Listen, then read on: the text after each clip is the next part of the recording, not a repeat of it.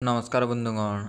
आज हूँ 23 तारीख सेप्टेम्बर मास 2025 मसीहा मंगलवार दिन। आज आम जाना 12टी राशि राशिफल विषय मेष राशि ठारू मीन राशि पर्यंत।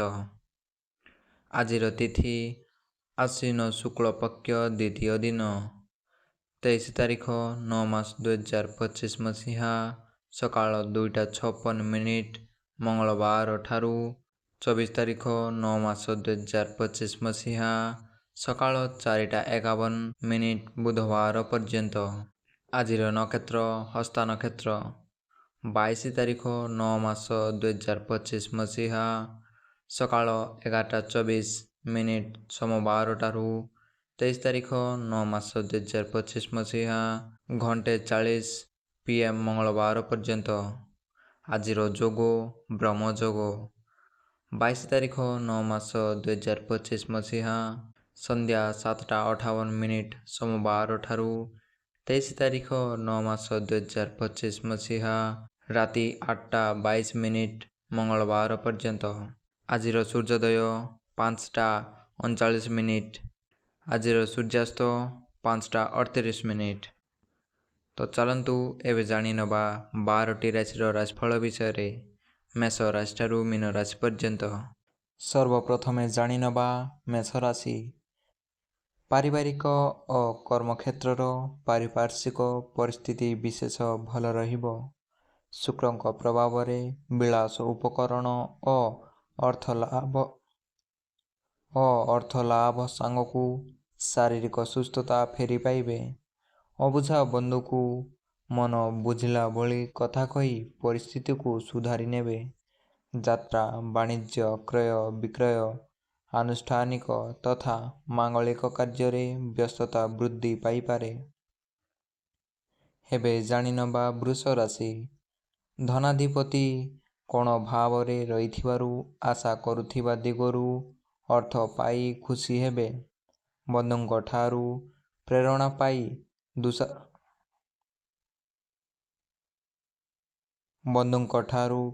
पाई दुसाध्य कार्य साधन करि पारंती। विशिष्ट व्यक्तिंक द्वारा आलोचना क्षेत्र में गुरुत्वपूर्ण निष्पत्ति नेबाकू पड़ी पारे। कर्म क्षेत्र में पदोन्नति घटिबा सांगकू व्यवसाय और परिवहन मंद हेबो नाही। हेबे जानी नवा मिथुन राशि। समस्त प्रकार सुविधा थिले मध्य खर्चांत होई काम हासिल करिबाकू पड़ी पारे। निज सुख सुविधा को जलांजलि देई जेते भल काम कले मध्य परिवार भितरु समालोचित हेबाकू पड़ी पारे। संपर्कियों द्वारा भोग विलासर मौका जुटी पारे। प्रतियोगितामूलक कार्य सफलता अवश्य पाइबे। हेबे जानी नवा कर्कट राशि। विवादीय परिस्थितिर सम्मुखीन होई हठात कौनसी निष्पत्ति नहीं पारिबे नहीं। दूर रे रहिथिबारु बंधुंक निकटरू आशा करुथिबा शुभ खबर सुनी खुशी हेबे। कर्म क्षेत्र में उच्च वर्गों साहाय्य और बंधु मिलनरू उत्साहित हेबे।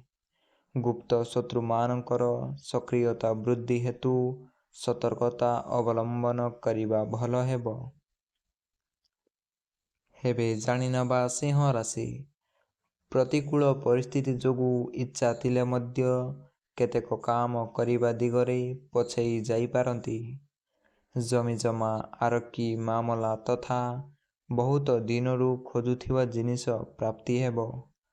असंपूर्ण काम को संपूर्ण करिबा दिगरे आजिर दिनटीर अधिकांश समय बीतिबो। शारीरिक स्वास्थ्य समस्या नहीं चिंता प्रकट करि पारंती। हेबे जानी नवा कन्या राशि। आज एकाधार रे अर्थ सम्मान लाभ सांगकू बंधुंक आतिथ्य ग्रहण करिबे। केतेक अपूरणीय आशा मनरे विभिन्न प्रकार आशंका सृष्टि करि पारे।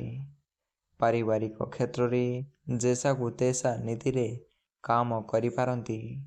पर कथारे पड़ी भूल मार्ग अनुसरण करी अनुताप करिबाकू पड़ी पारे। ହେବେ ଜାଣିନେବା ତୁଳା ରାଶି। ବନ୍ଧୁଙ୍କ ସମ୍ମୁଖରେ ମନର ଭାବକୁ ପ୍ରକାଶ କରିବାରେ ପଛାଇ ଯିବେ।